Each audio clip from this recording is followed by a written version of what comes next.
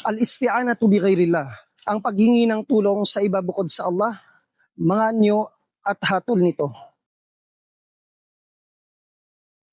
Ang ikalawang uri ng paghingi ng tulong, al-isti'anatul mamnu'ah, o ang ipinagbabawal na paghingi ng tulong. Ito ay may dalawang anyo.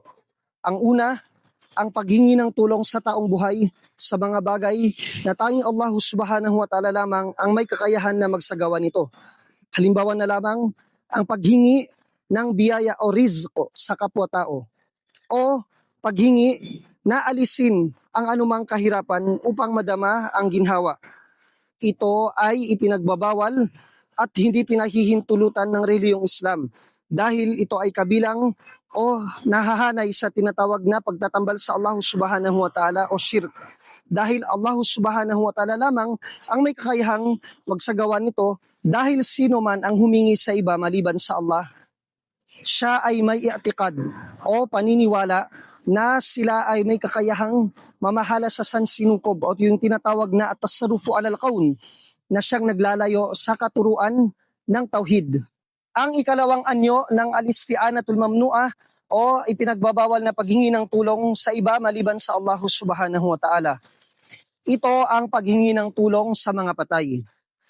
Ito ay mahigpit na ipinagbabawal ng relihiyong Islam at kabilang sa tinatawag na syirkul akbar, dahil ang mga patay ay walang kakayahang magbigay ng anumang kabutihan ni mag-alis ng pinsala.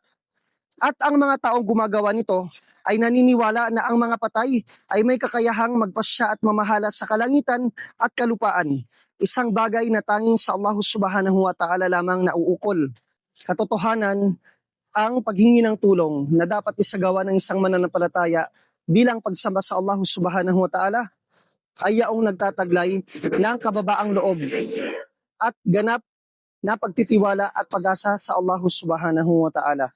Naway, gabayan tayo ng Allah subhanahu wa ta'ala sa lahat ng uri ng pagsamba na ating ginagawa. Amma ba'du, fassalamu alaikum warahmatullahi wabarakatuh. أدعو إلى الله على بصيرة أنا ومن اتبعني